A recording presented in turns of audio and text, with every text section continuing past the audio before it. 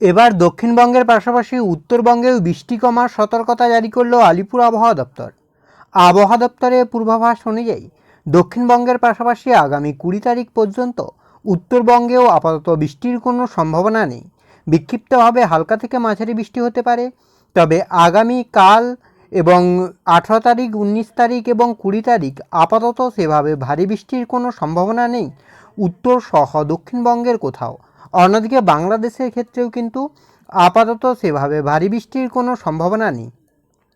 আলিপুর আবহাওয়া দপ্তর জানাচ্ছে, মৌসুমি বায়ু এবং মৌসুমি অক্ষরেখা আপাতত বাংলা থেকে দূরে রয়েছে আর দুর্বল আকারে রয়েছে, যে কারণে আপাতত বর্ষার প্রবেশ ঘটলেও সেভাবে আপাতত ভারী বৃষ্টির পরিস্থিতি তৈরি হচ্ছে না। তো সেক্ষেত্রে আগামী কয়েকদিনে বাংলার আবহাওয়ার কতটা কী পরিবর্তন হতে পারে, কোন কোন জেলায় হালকা বৃষ্টির সম্ভাবনা রয়েছে, কোন কোন জেলায় ভারী বৃষ্টি হতে পারে, তাপমাত্রা নিয়ে বা কী আপডেট দিচ্ছে আলিপুর আবহাওয়া দপ্তর, সবটাই বিস্তারিতভাবে আলোচনা করব এই ভিডিওতে। তাই ভিডিওটি অবশ্যই শেষ পর্যন্ত দেখুন। আর এই মুহূর্তে আপনার অঞ্চলে আবহাওয়া কেমন তাও বিস্তারিতভাবে কমেন্ট করে জানান।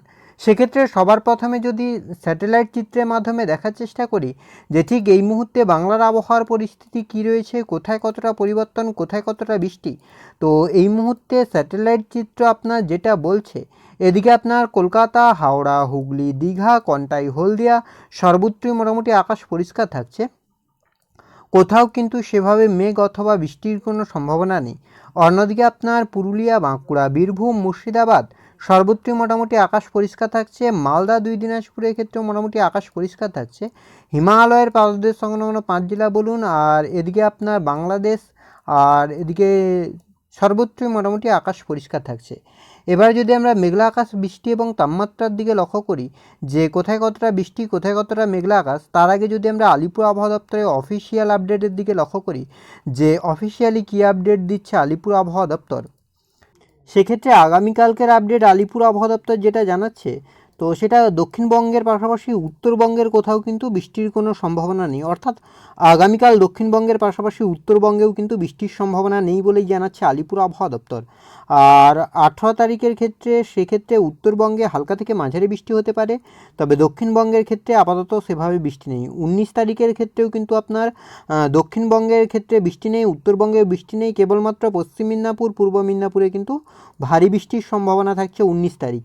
20 তারিখের ক্ষেত্রেও আপনার উত্তরবঙ্গের আপনার জলপাইগুড়ি এবং কালিম্পংয়ে ভারী বৃষ্টি, পাশাপাশি হাওড়া, হুগলি, কলকাতা, 2 চব্বিশ পরগনা, 2 মিদনাপুরে কিন্তু ভারী বৃষ্টির সম্ভাবনা থাকছে। এবারে যদি আমরা উইন্ডির আপডেটের দিকে লক্ষ্য করি যে উইন্ডির আপডেট কি বলছে, যদি আমরা বৃষ্টির দিকে লক্ষ্য করি যে কোথায় কতটা বৃষ্টি হতে পারে, কী পরিস্থিতি তৈরি হচ্ছে, তো আজ রাতের দিকে আপনার সেভাবে আর বৃষ্টির কোনো সম্ভাবনা নেই উত্তর সহ দক্ষিণবঙ্গের কোথাও।